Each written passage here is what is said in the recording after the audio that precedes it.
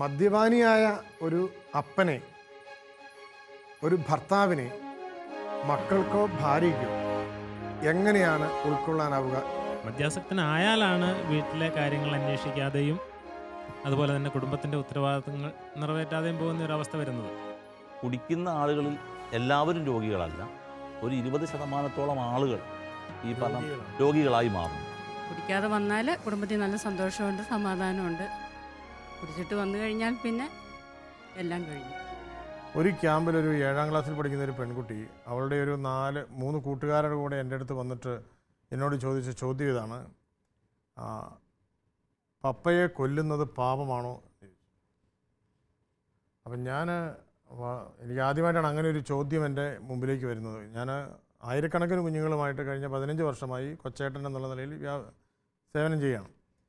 ഞാൻ അവളോട് ആദ്യം പറഞ്ഞു, വായടയ്ക്ക് മോളെ, അങ്ങനെയുള്ള പദം പോലും നീ ഉപയോഗിക്കരുത്. അപ്പോൾ ഇവളെടുത്ത വായിക്ക് എന്നോട് പറയാം, അതച്ഛൻ പള്ളിയിൽ പോയി പറഞ്ഞാൽ മതി.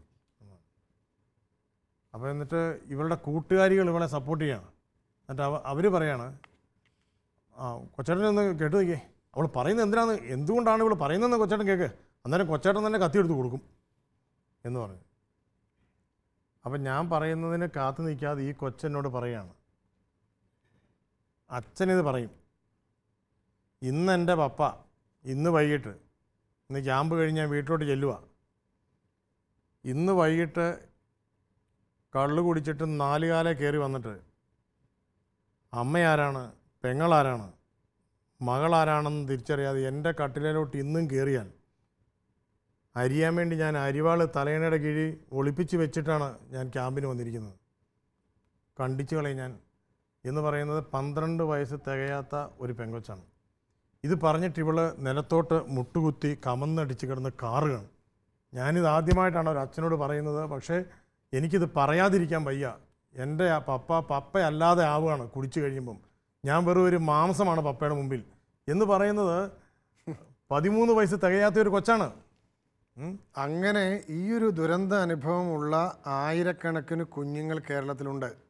എൻ്റെ ജീവിതത്തിൽ ഞാൻ കണ്ടുമുട്ടിയ കുഞ്ഞുങ്ങളിൽ ഇത്രയും ചെതറിയ മനസ്സോടെ ഒരു കുഞ്ഞ് എൻ്റെ മുമ്പിൽ വന്നിട്ടില്ല. ഞാൻ ഈ കുഞ്ഞിൻ്റെ പുറകെ പോയി.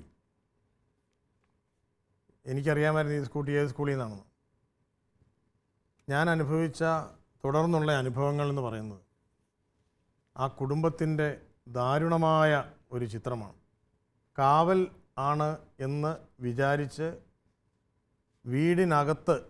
വീടകത്ത് നിന്ന് പൂട്ടുന്ന വ്യക്തിയാണല്ലോ വീടിൻ്റെ കാവൽക്കാരൻ, അല്ലേ? അതെ. അകത്തുനിന്ന് വീട് പൂട്ടുന്നവൻ കക്കാൻ വേണ്ടിയാണത് പൂട്ടുന്നത് എന്ന് തിരിച്ചറിയുന്ന അകത്തുള്ളവരുടെ ഗതി എന്താണ്? ഇത് തിരിച്ചറിയുന്നു വീട്ടിലുള്ളവർ എന്ന് ഇയാൾ തിരിച്ചറിയുന്നില്ല. അതാണ് ഇയാളുടെ ഗതികേട്. ശരിയല്ലേ സാറേ? ശരി ശരി. യെസ്. എന്നെ സംബന്ധിച്ച് അകത്തുനിന്ന് പൂട്ടിയ വീടുകൾ ഏറ്റവും കൂടുതൽ മോഷണം നടക്കുന്ന ഇടങ്ങളാണ് എന്ന് ഈ കുഞ്ഞുമക്കൾ എന്നോട് വന്ന് പറയുമ്പോൾ, ഇപ്പോൾ ഈ അമ്മ പറഞ്ഞതും ഒക്കെ ഈ കേരളത്തിലെ ആയിരക്കണക്കിന് 10,000-കണക്കിന് നിസ്സഹായരായ അമ്മമാരുടെയും പെൺകുട്ടികളുടെയും ഗതികേടിൻ്റെ നിലവിളികളാണ് എന്നാണ് എനിക്ക് പറയാനുള്ളത്. എന്താണ് ചേച്ചിക്ക് പറയാനുള്ളത്? മദ്യപാനം വളരെ ഒരു പാപവും ദോഷവുമാണെന്ന് തന്നെ ഞാൻ പറയും. കാരണം അങ്ങനെ പറയാൻ കാരണങ്ങളുണ്ട്. ഞാൻ കണ്ടിട്ടുണ്ട് പല കുടുംബങ്ങളിലും കുടുംബനാഥന്മാരുടെ മദ്യപാനം മൂലം കുടുംബം നശിച്ചു പോയ അവസ്ഥ. സാമ്പത്തികമായിട്ടും മക്കൾക്ക് വിദ്യാഭ്യാസം നൽകാൻ സാധിക്കാതെയും എല്ലാ തരത്തിലും, അതുപോലെ തന്നെ കുടുംബത്തിൽ ദാരിദ്ര്യം, രോഗം, അതുപോലെ തന്നെ മദ്യപാനം ഒരു വശത്ത് നടക്കുമ്പോൾ ഇതൊരു വലിയ തിന്മയാണെന്ന് തന്നെയാണ് ഞാൻ വിശ്വസിക്കുന്നത്. കാരണം എന്താണെന്ന് ചോദിച്ചാൽ ആ കുടുംബത്തെ നിരവധിയായ രോഗങ്ങളിങ്ങനെ അലട്ടിക്കൊണ്ടിരിക്കും. കാരണം ഈ വലിയ തിന്മ ഉപേക്ഷിച്ച് കഴിയുന്ന പല കുടുംബങ്ങളും ഈ ആൽക്കഹോളിക് അനോണിമസിലേക്കൊക്കെ വന്ന് നല്ല രീതിയിൽ പോയിക്കൊണ്ടിരുന്നു കഴിഞ്ഞാൽ, അല്ലെങ്കിൽ ഏതെങ്കിലും വിധത്തിൽ ഈ തിന്മ ഉപേക്ഷിച്ച് കഴിയുമ്പോൾ ആ കുടുംബം എല്ലാ തരത്തിലും അഭിവൃദ്ധി പ്രാപിക്കുന്നതായിട്ട് നമുക്ക് കാണാൻ സാധിക്കും. അവിടെ സാമ്പത്തികമായിട്ട് പുരോഗതി ഉണ്ടാകുന്നു, രോഗങ്ങൾ ആ കുടുംബത്തിൽ നിന്ന് വിട്ടു നിൽക്കുന്നു, അതുപോലെ തന്നെ ആ കുടുംബം സന്തോഷകരമായൊരു ജീവിതം നയിക്കുന്നതായിട്ട് എനിക്ക് പല കുടുംബത്തെ അനുഭവം വെച്ച് പറയാൻ സാധിക്കും. ഞാൻ കണ്ടിട്ടുണ്ട്. അതുകൊണ്ട് എൻ്റെ അഭിപ്രായം വെച്ച് പറയുകയാണെങ്കിൽ ഞാൻ പറയും, ഈ മദ്യപാനം ഒരു വലിയ ഒരു ശാപമാണ്. ഇത് ഈ സമൂഹത്തിൽ നിന്ന് തന്നെ ഇല്ലായ്മ ചെയ്യണമെന്നാണ് എൻ്റെ ഒരു എളിയ അഭിപ്രായം ഞാൻ പറയുന്നത്. ആ അമ്മച്ചി എന്താണ് പറയുന്നത്? മദ്യപാനം വളരെ ദോഷം ചെയ്യുന്ന ഒരു ജീവിതമാണ്. അത് കുടുംബത്തിൽ ശാന്തിയും സമാധാനവും തന്നെ നഷ്ടപ്പെട്ടുകൊണ്ടേയിരിക്കും. മക്കളിൽ ഒരിക്കലും ഒരു സന്തോഷവും ഉണ്ടാകുകയില്ല. അപ്പന്മാർ കുടിച്ചു വരുമ്പോൾ തന്നെത്താൻ പിള്ളേരൊക്കെ മുക്കിലും മൂലയിലും ഒക്കെ ആയിട്ട് ഒളിച്ച് ഇരിക്കുകയുള്ളൂ. ഞാൻ മുമ്പേ പറഞ്ഞ ആ പിന്നെ മകളുടെ ഒരനുഭവത്തിൽ അവൾ എന്നോട് തുടർന്ന് പറഞ്ഞ അവളുടെ കൂട്ടുകാരികൾ എന്നോട് പറഞ്ഞ ഒരു കമൻ്റ് ഇതാണ്: ഇവൾക്ക് പപ്പ വല്ലപ്പോഴേ ഉള്ളൂ ചേട്ടാ എന്നാണ് പറഞ്ഞത്. ഇവൾക്ക് പപ്പ വല്ലപ്പോഴേ ഉള്ളൂ, അല്ലാത്ത സമയത്ത് പപ്പയല്ല എന്ന് പറയുമ്പം ഇതുപോലെ ഒഴുകിയിറങ്ങുന്ന പാരൽ കണക്കിന് കണ്ണുനീർ, അതിനെ നമ്മൾ ഏത് തരത്തിൽ ഒരു സാറ് പറഞ്ഞ പോലെ ഇതിനെ ഒരു ആത്മീയമായ ഒരു തലത്തിൽ ഇതിനെ സമീപിക്കുമ്പോഴാണ് നമുക്ക് പരസ്പരം ഒരു ക്ഷമിച്ചുകൊണ്ട് ഇതിനൊരു പരിഹാരത്തിലേക്ക് പോകാൻ പറ്റുക. അല്ലെങ്കിൽ ഇതിൻ്റെ മനഃശാസ്ത്രപരമായിട്ടോ അല്ലെങ്കിൽ ആരോഗ്യപരമായിട്ടോ മെഡിക്കൽ പരമായിട്ടൊക്കെ നമ്മൾ സമീപിച്ചാൽ പോലും ഒരു കുറ്റപ്പെടുത്തലിൻ്റെ ഒരു വിധി പ്രസ്താവനയുടെ ഒരു വശം അതിനകത്തുണ്ട്. ഈ പറയുന്ന കുഞ്ഞിൻ്റെ മനസ്സിൽ നിന്ന് ചിന്തിച്ചു കഴിഞ്ഞിട്ടുണ്ടെങ്കിൽ കുഞ്ഞിന് ജന്മം നൽകിയ വ്യക്തി ആ കുഞ്ഞിന് പൂർണ്ണ വളർച്ച എത്തുന്നത് വരെ ആ കുഞ്ഞിനെ ഒരു കൊതുക് പോലും കുത്താതിരിക്കാനുള്ള സംരക്ഷണം നൽകാനുള്ള കവചമല്ലേ അല്ലേ? അതെ. പക്ഷേ അയാൾ തന്നെ ഒരു അരികിൽ തൊട്ട് ഇതിനെ തിന്നു തുടങ്ങി. ഞാൻ പറഞ്ഞപ്പോൾ ഇങ്ങനെയുള്ളൊരു അനുഭവം നമ്മുടെ നാട്ടിൽ സമർത്ഥമായിട്ടുണ്ട് അല്ലേ? ഒരു പല വീടുകളിലും ഉണ്ടെന്ന് മാത്രമല്ല, ഒരു അപ്പനെന്ന നിലയിൽ ഇങ്ങനെയുള്ള ഒരു അനുഭവം ഒരു കുഞ്ഞിനുണ്ടാകുമ്പോൾ എന്തായിരിക്കും ഒരു അപ്പൻ്റെ ഒരു വികാരം എന്താകാൻ സാധ്യതയുണ്ടെന്ന് പറയാമോ? ഈ പറഞ്ഞ രീതിയിൽ എന്ന് പറഞ്ഞാൽ അത് ചിന്തിക്കാൻ പോലും പറ്റാത്ത ഒരവസ്ഥയാണ് എനിക്ക് ഉള്ളത്. സത്യം പറഞ്ഞാൽ ആ അവസ്ഥ എന്ന് പറഞ്ഞാൽ അത് തിരിച്ചറിഞ്ഞുകൊണ്ടുള്ള ഒരു രീതിയല്ല. മദ്യപാനാസക്തി മൂലം മദ്യപാന രോഗത്തിൻ്റെ ആ മൂർധന്യത്താൽ സംഭവിക്കുന്നതാണ്. അല്ലാതെ സുബോധത്തോടുകൂടി വരുമ്പോൾ അങ്ങനെയൊന്നും ചെയ്യാനൊരു മനുഷ്യന് സാധിക്കുകയില്ല എന്നുള്ളതാണ് എനിക്ക് പറയാനുള്ളത്.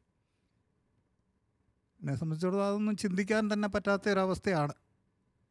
ഈ ഞാൻ ചോദിക്കുന്നത്, ആസക്തിയുള്ള ഒരു വ്യക്തിക്ക് അയാളുടെ ഈ ആസക്തി വിട്ടു തീരുന്ന സമയത്ത്, ആസക്തി ഉണ്ടായിരുന്ന സമയത്ത് താൻ ചെയ്ത കാര്യങ്ങൾ എന്തൊക്കെയാണ് എന്ന് ഓർക്കാൻ പറ്റില്ലായിരിക്കാം.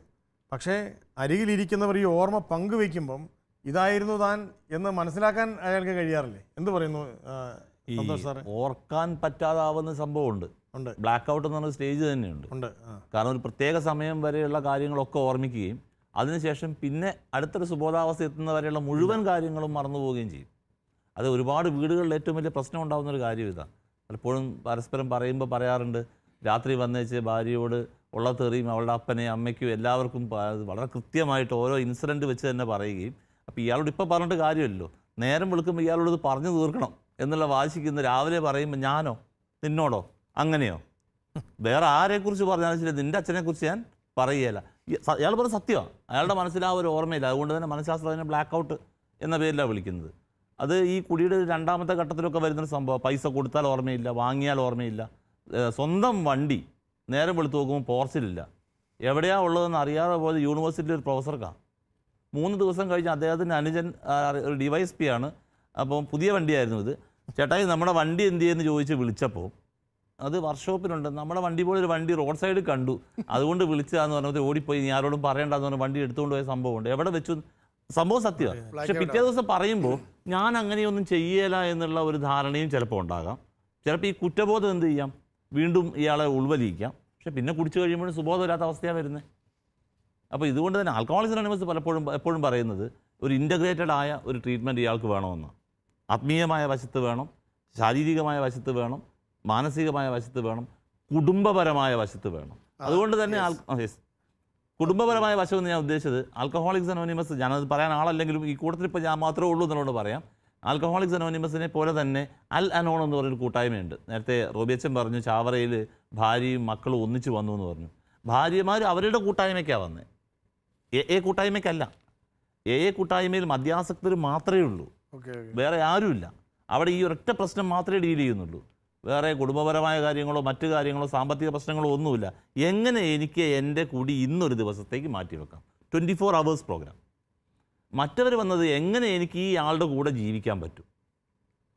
അവിടെയും നടക്കുന്നത് ഇതേ ഷെയറിങ്സ് തന്നെയാണ്, എക്സ്പീരിയൻസ് ഷെയർ ചെയ്യുകയാണ്. അപ്പോൾ അവിടെ വെച്ച് നിരാശയുടെ അങ്ങേയറ്റത്തെത്തിയ പലപ്പോഴും ഞങ്ങൾക്ക് ചില കോളൊക്കെ വരുമ്പോൾ ആൽക്കഹോളിക്സ് അനോണിമസിൻ്റെ സ്റ്റിക്കറോ നമ്പറോ ഒക്കെ കണ്ട് പേപ്പറിലൊക്കെ നമ്പർ കണ്ടിട്ട് വിളിക്കാറുണ്ട്. വിളിക്കുമ്പോൾ സ്ത്രീകളാണ് വിളിക്കുന്നതെങ്കിൽ ഇവർ പറയും ഇതൊരു കാലത്ത് നന്നാവാത്ത ആളാണ് എന്താ തുടങ്ങുക തന്നെ, ഇതൊരു പ്രത്യേക ജനുസാണ്, ആ വാക്ക് അധികം കേൾക്കുന്ന വാക്ക്, ഇത് നിങ്ങൾ ഉദ്ദേശിക്കുന്ന മാതിരിയല്ല എന്ന് പറയുമ്പോൾ ഞാൻ പറയാറുണ്ട് അവിടെ അടുത്ത് ഞങ്ങളുടെ ഒരു കൂട്ടായ്മയുണ്ട്, ഒരു അലനോൺ കൂട്ടായ്മയുണ്ട്, ആ മീറ്റിങ്ങിന് ഒന്ന് പോയിട്ട് തിരിച്ച് വിളിക്കുമോ, നമുക്ക് സംസാരിക്കാം. അലനോൺ എന്ന് പറഞ്ഞാൽ ആൽക്കഹോളിക്സിൻ്റെ കുടുംബാംഗങ്ങൾ, ഭാര്യമാരെ മാത്രമല്ല, അച്ഛനാകാം, മക്കളുണ്ട്, അച്ഛനാകാം, അമ്മയാകാം, സഹോദരനാകാം, സുഹൃത്താകാം, ആരും ആകാം. ഈ ഒരു മദ്യാസക്തനെ കൊണ്ട് ബുദ്ധിമുട്ട് അനുഭവിക്കുന്ന ആൾ ആരും ആകാം, ഈവൻ അയൽവക്കക്കാരനാണെങ്കിൽ പോലും ആകാം. മക്കൾക്ക് 18 വയസ്സിൽ താഴെയുള്ള മക്കൾക്കൊരു കൂട്ടായ്മയുണ്ട്, അലറ്റീൻ എന്ന് പറഞ്ഞൊരു കൂട്ടായ്മ. അത് അലനോണിനോട് ചേർന്നാണ് നിൽക്കുന്നത്. 18 വയസ്സിൽ താഴെയുള്ള കുട്ടികൾക്ക് 18 വയസ്സിന് മുകളിലായാൽ അവർ അലനോണായി മാറും. അപ്പോൾ ആ കൂട്ടായ്മയിൽ ഒന്ന് പോകാമോ എന്ന് ചോദിക്കും അവരോട്. അധികവും ആൾക്കാരും പോകാം, കാരണം എങ്ങനെ രക്ഷപ്പെടുമല്ലോ. മരുന്ന് ചോദിച്ചാൽ വിളിക്കുന്നത്. ആൽക്കഹോളിസത്തിന് ഇതുവരെ മരുന്ന് കണ്ടുപിടിച്ചതായിട്ട് വൈദ്യശാസ്ത്രം പറഞ്ഞിട്ടില്ല. നമ്മുടെ ക്ലാസിഫൈഡ് കോളങ്ങളിലൊക്കെ ഇഷ്ടംപോലെ കാണാറുണ്ട്, കലക്കി കൊടുത്തിട്ട് തളർന്നു പോയ ആൾക്കാർ വേറെയുണ്ട്. ശരിയല്ല എന്ന് ഞാൻ പറയുകയില്ല, ഞാൻ ആളല്ല. പക്ഷേ ഇതുവരെ വൈദ്യശാസ്ത്രം പറഞ്ഞിട്ടില്ല. ഇവർ ഈ മീറ്റിങ്ങിന് പോയിട്ട് തിരിച്ച് വിളിക്കുമ്പോൾ കേട്ട ഏറ്റവും വലിയ രസം, മറ്റൊരു പറഞ്ഞ അത്രയൊന്നും എൻ്റെ ഭർത്താവിനില്ല കേട്ടോ, അതിനേക്കാളും കുറവാണ്. ദാറ്റ് മീൻസ് അവർക്ക് അപ്പം തന്നെ പ്രതീക്ഷയുണ്ട് ഒരു പക്ഷേ എൻ്റെ ഭർത്താവ് രക്ഷപ്പെട്ടേക്കാം.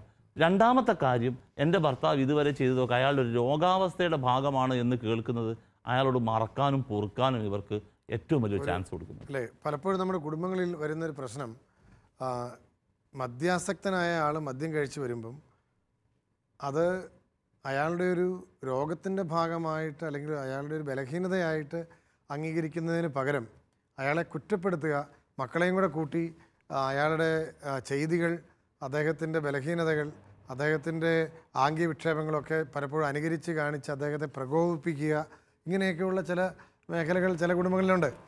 മദ്യപാനം ഒരു കുടുംബത്തിൻ്റെ ആന്തരികവും ബാഹ്യവുമായ അന്തരീക്ഷത്തെ തകർക്കുന്നു എന്നുള്ള ഒരു അനുഭവത്തിൽ നിന്നുകൊണ്ട് മദ്യപാനി എന്ന വ്യക്തിയെ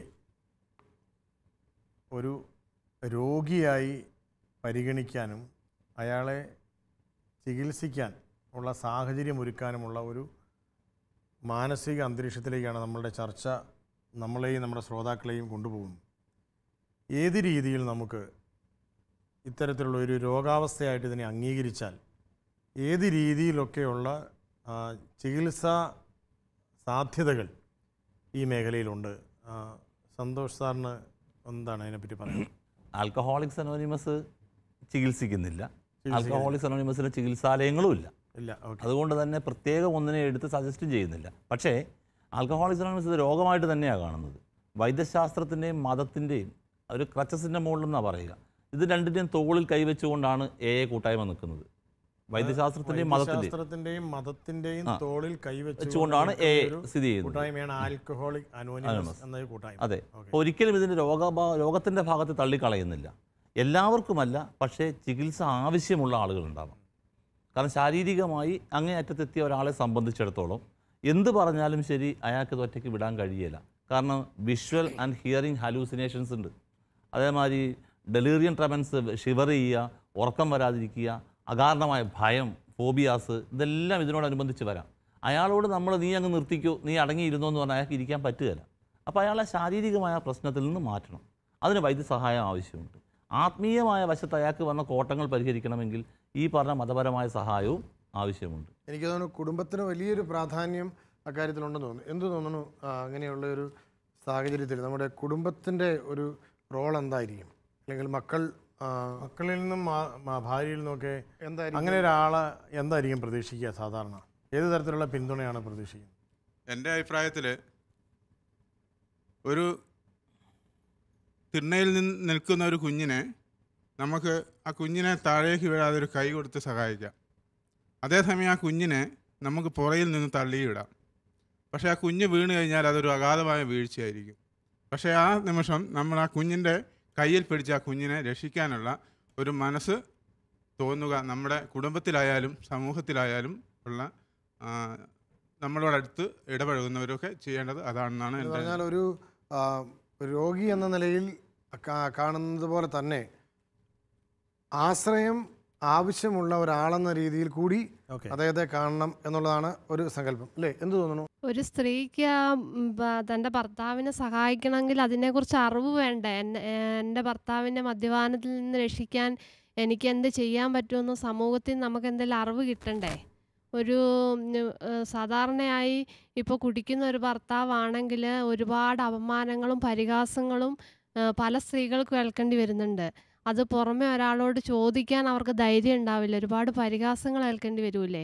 അപ്പോൾ ഇതിനെക്കുറിച്ചൊക്കെ ഇങ്ങനെയൊരു എന്ന് പറയുന്ന ഒരു സംഘടന ഉണ്ടെങ്കിൽ അത് സമൂഹം അറിയണ്ടേ? സമൂഹത്തിലുള്ള സ്ത്രീകൾക്ക് അറിയണ്ടേ? ഒരുപാട് വിദ്യാഭ്യാസമില്ലാത്ത പല സ്ത്രീകളും ഉണ്ടാവില്ലേ ഈ എയെക്കുറിച്ചോ അല്ലെങ്കിൽ ഒന്നും അറിയില്ല. അനോണിമസ് എന്ന് പറയുന്നത് അനോണിമിറ്റി മാറ്റണം എന്നാണോ ചേച്ചി പറയുന്നത്? അങ്ങനെയല്ല ഉദ്ദേശിക്കുന്നത്. ഈ സംഘടനയെ കുറിച്ച് കൂടുതൽ അറിവുണ്ടാവണം. എന്നാലല്ലേ എനിക്ക് തോന്നുന്നു ഈ ഒരു എങ്ങനെയൊരു കുടിയനാകാം എന്നുള്ളതിന് നമ്മുടെ വഴി സൈഡിൽ മുഴുവൻ സാധ്യതകളുണ്ട്. കള്ള് ഷാപ്പ് പലതരത്തിൽ അലങ്കരിച്ച്, പൂന്തോപ്പ്, എന്താണ് മുന്തിരിക്കുല തുടങ്ങിയ നിരവധി പേരുകളിൽ എല്ലാം ഉണ്ട്. പക്ഷേ ഈ കുടിയനായി കഴിഞ്ഞിട്ടുണ്ടെങ്കിൽ എങ്ങനെ മാറ്റാം എന്നുള്ളതിന് ഇതുപോലെയുള്ള ഒരു പ്രത്യക്ഷത്തിലുള്ള ഒരു സഹായ കേന്ദ്രങ്ങൾ ഒരിടത്തുമില്ല. കുടിയനാകാനുള്ള കേന്ദ്രങ്ങൾ എല്ലായിടത്തും ഉണ്ട്.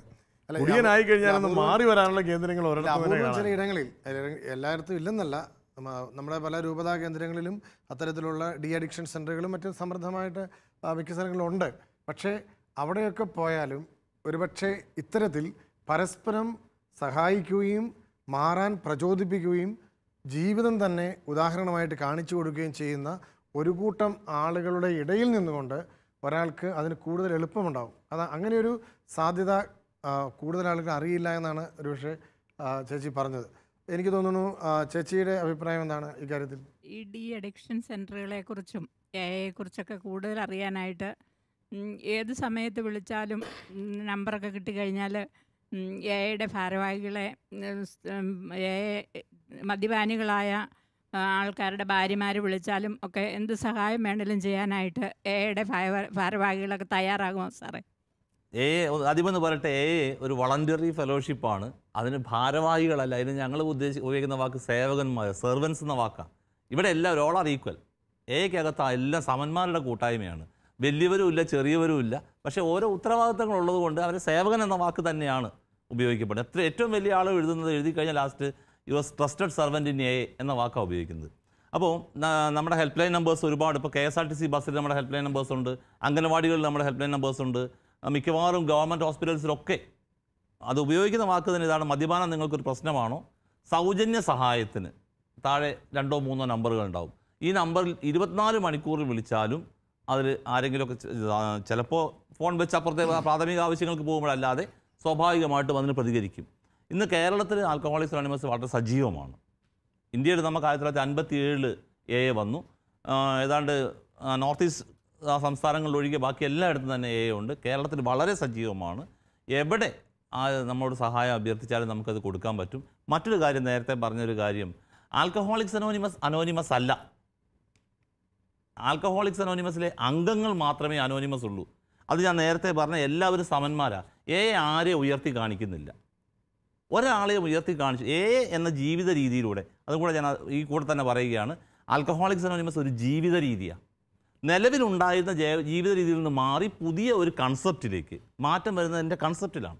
ആ മാറ്റത്തിലൂടെ ജീവിച്ച് തുടങ്ങുമ്പോൾ സാധാരണ മീറ്റിങ്ങിലൊക്കെ ഉപയോഗിക്കുന്നൊരു വാക്കുണ്ട്, by the grace of God and the help of this wonderful fellowship എന്നൊരു വാക്ക്. ദൈവാനുഗ്രഹത്താലും ഈ കൂട്ടായ്മയുടെ സഹായത്താലും. ഈ കൂട്ടായ്മ എന്ന് പറഞ്ഞാൽ അതിലുള്ള അംഗങ്ങൾ തന്നെയാണ്.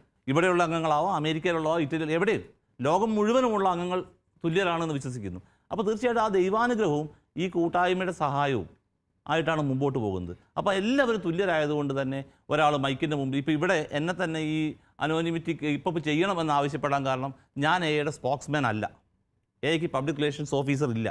എൻ്റെ എക്സ്പീരിയൻസ് മാത്രമാണ് ഞാൻ പറയുന്നത്, അവസാനത്തെ വാക്കുമല്ല. ഇപ്പോൾ ഇത് കേട്ടാൽ നിങ്ങൾക്ക് നിങ്ങളുടെ അടുത്ത് ആർക്കെങ്കിലും ഒരു പ്രശ്നമുണ്ടെങ്കിൽ ഇങ്ങനൊരു കൂട്ടായ്മയുണ്ടല്ലോ, നമ്മുടെ നാട്ടിൽ എവിടെയാണ് ഉള്ളതെന്ന് അന്വേഷിച്ചാൽ പറഞ്ഞു തരാൻ പറ്റും. എല്ലാ സ്ഥലത്തും തന്നെയുണ്ട്. ഏത് സമയത്ത് വിളിച്ചാലും ഞങ്ങൾ അവരെ സഹായിക്കാൻ തയ്യാറാണ്. ഡി അഡിക്ഷൻ ആവശ്യമുള്ളവർക്ക് ഡി അഡിക്ഷന് പോകാം.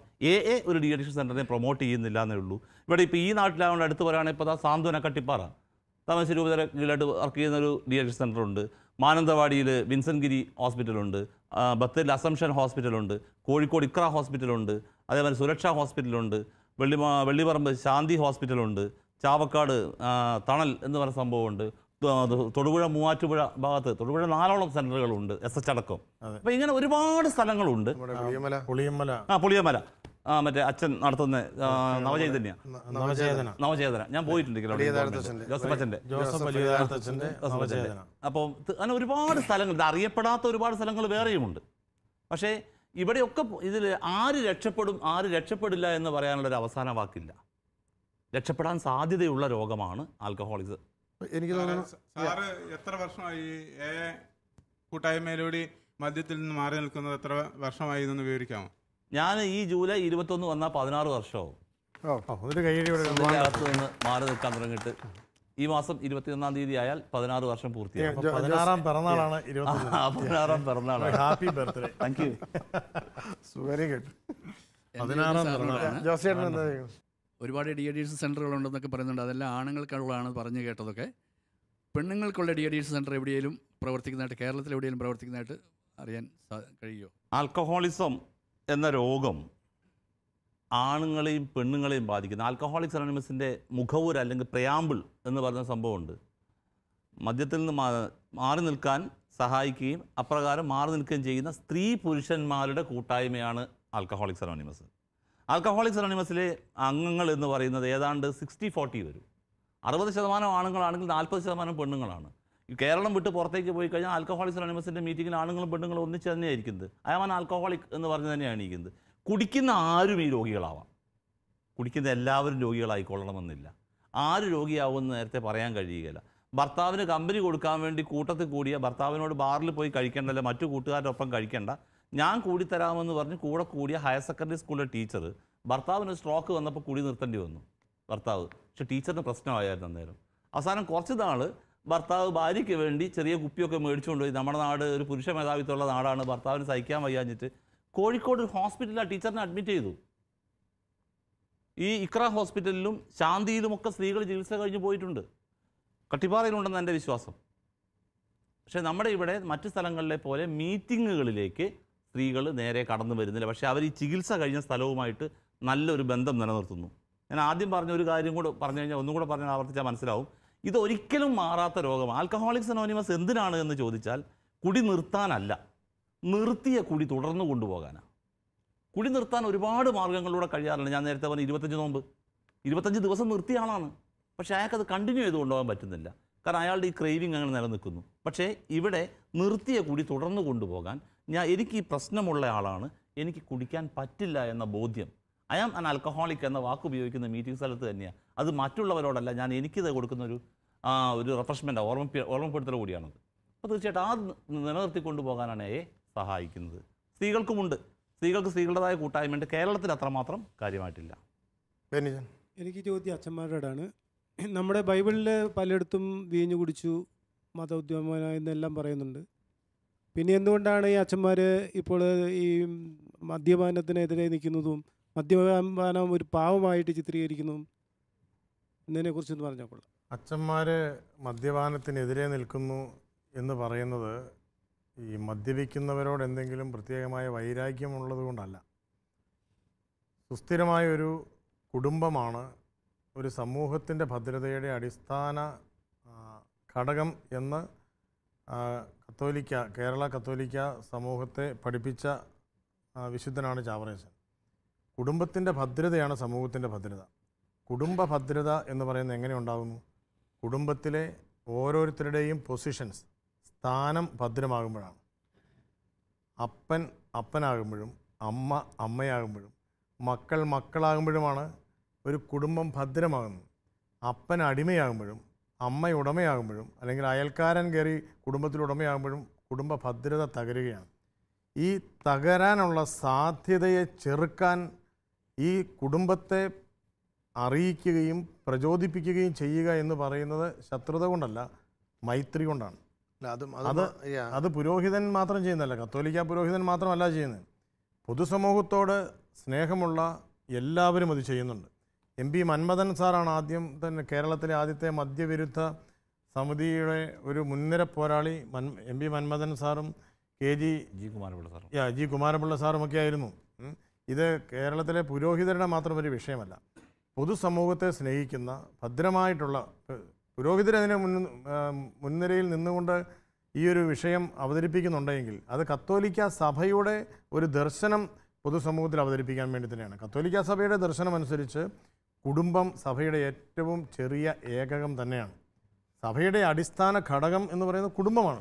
ആ കുടുംബത്തിൻ്റെ ഭദ്രതയാണ് അതുപോലെ സമൂഹത്തിന് എതിരായി വരുന്ന മദ്യപാനത്തെക്കുറിച്ച് മാത്രമല്ലല്ലോ, കുടുംബത്തിന് ഭദ്രതയ്ക്ക് എതിരെ വരുന്ന എല്ലാ ഘടകങ്ങളെയും കുറിച്ചും സഭ, പ്രത്യേകിച്ച് വൈദിക മേലധ്യക്ഷന്മാരും വൈദികരും വിശ്വാസികളെ നിരന്തരം ഓർമ്മപ്പെടുത്തുകയും ഉദ്ബോധിപ്പിക്കുകയും ചെയ്തുകൊണ്ടേയിരിക്കുകയാണ്.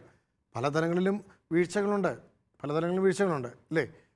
എങ്കിൽ പോലും പൊതുവായിട്ട് ഇപ്പോൾ ചാവറപ്പിതാവ് പറയുന്ന പോലെ ഒരു കുടുംബത്തിൻ്റെ ശക്തി എന്ന് പറയുന്നത് അവിടെ ദൈവഭയമുള്ള ആളുകൾ, ദൈവത്തിനെ വിശ്വസിക്കുന്ന ആളുകൾ ഒരുമിച്ച് ചേർന്ന് എല്ലാ ദിവസവും പ്രാർത്ഥിച്ച് തമ്പുരാനെ വിളിച്ച് പ്രാർത്ഥിച്ച് ജീവിക്കുന്ന ഒരു കൂട്ടം ആ കുടുംബത്തിലുള്ളതുകൊണ്ടാണ്.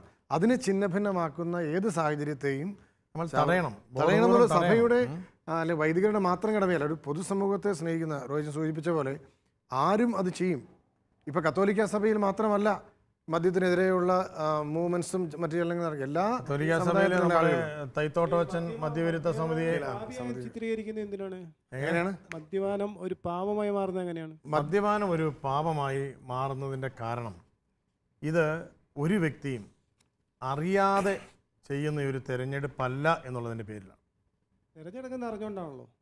അറിഞ്ഞുകൊണ്ട് തിരഞ്ഞെടുക്കുന്നതെന്ന് പറയുമ്പോൾ ഒരു വ്യക്തി സുബോധത്തോടെ ചെയ്യുന്നൊരു കാര്യമാണ്. ഇപ്പോൾ ബുദ്ധിപരമായി വെല്ലുവിളി നേരിടുന്ന ഒരു വ്യക്തി, മാനസിക രോഗമുള്ള ഒരു വ്യക്തി, അയാൾ ചെയ്യുന്ന പ്രവൃത്തി പാപമാണ് എന്നാരും പറയുന്നില്ല. ശരിയല്ലേ? അയാൾ ചെയ്യുന്ന അയാൾ ചെയ്യുന്ന ഒരു പ്രവൃത്തി പാപമല്ല. ഇവിടെ ഒരു കുടുംബത്തിൻ്റെ ചുമതല ഒരു വ്യക്തി ഏറ്റെടുക്കുകയാണ്. അയാൾ അറിയാതെ ഏറ്റെടുക്കുന്നതാണോ? അല്ലല്ലോ. ഇപ്പം ബെന്നിച്ചൻ ഒരു കുടുംബത്തിൽ ഉത്തരവാദിത്വം ഏറ്റെടുത്തത് ആരും അറിയാം. ഉത്തരവാദിത്തത്തിൽ ഞാൻ ഭർത്താവായി എന്ന് പറയാൻ പറ്റില്ല. ഇല്ല. നാടറിഞ്ഞ്, സഭയറിഞ്ഞ്, വീടറിഞ്ഞ്, ഉള്ളറിഞ്ഞ് ഏറ്റെടുക്കുന്ന ഒരു ഉത്തരവാദിത്തമാണല്ലോ. അതിന് നമ്മൾ അറിവില്ലായ്മ എന്ന് പറയില്ല. അത്തരത്തിൽ അറിഞ്ഞ് ഏറ്റെടുക്കുന്ന ഒരു ഉത്തരവാദിത്വം നിലനിർത്തുക എന്ന് പറയുന്നത് സുബോധമുള്ള ദൈവഭയമുള്ള ഒരു വിശ്വാസിയുടെ കടമയാണ്. ആ ഒരു ഉത്തരവാദിത്വത്തിൽ നിന്ന് ബോധപൂർവം അയാൾ പിറകോട്ട് പോകുന്നുണ്ടെങ്കിൽ അത് തെറ്റാണെന്ന് സഭ പഠിപ്പിക്കുന്നു. മറ്റൊരു വാക്കിൽ പറഞ്ഞാൽ ലേഖന ഭാഗത്ത് പൗലോസ്ലീഹ പറയുന്ന പോലെ സ്നേഹത്തിനെതിരെ വരുന്നതെല്ലാം പാപമാണ്. കുടി നിലനിർത്തി കൊണ്ടുപോകാൻ അറിയത്തില്ലാത്ത ഒരുപാട് ആൾക്കാരും കഷ്ടപ്പെടുന്നൊക്കെ ഉണ്ട്. ഈ കുടിക്കുന്ന എല്ലാവരും രോഗികളല്ല എന്ന ഭാഗം കൊണ്ട് ഒരാൾക്ക് നിർത്താൻ പറ്റി എന്നുള്ളത് കൊണ്ട് ഈ തരത്തിലുള്ളവർക്ക് നിർത്താൻ പറ്റില്ല. എത്രയോ മദ്യപന്മാരുടെ കുടുംബങ്ങളിൽ മക്കൾ സ്നേഹം തേടി അയൽ വീട്ടിലേക്ക് പോകുന്നു. കുടുംബത്തോട് നമുക്ക് ആത്മാർത്ഥതയുണ്ടെങ്കിൽ, നമ്മൾ അവരോട് സ്നേഹം ഉണ്ടെങ്കിൽ നമ്മൾ സ്വയം അങ്ങ് വിചാരിക്കുക ഈ മദ്യപാനം പരിപാടി നമുക്ക് വേണ്ട. ജീവിത പങ്കാളി ചേട്ടനോട് അടുക്കുന്നു, അപ്പോൾ ദൈവത്തോട് അടുക്കുന്നു എന്നുള്ള ഫീൽ ഉണ്ടാവും. ചേട്ടൻ ദൈവത്തോട് അടുക്കുന്നു, മക്കൾ ചേട്ടനോട് അടുക്കുന്നു, ചേട്ടൻ ദൈവത്തോട് അടുക്കുന്നു എന്ന് ചേട്ടൻ തിരിച്ചറിയും. മക്കളും ജീവിത പങ്കാളിയും അടുത്തോട്ട് വരുന്നില്ലാത്ത ഒരു മനുഷ്യന് എങ്ങനെ ദൈവത്തോട് അടുക്കാം?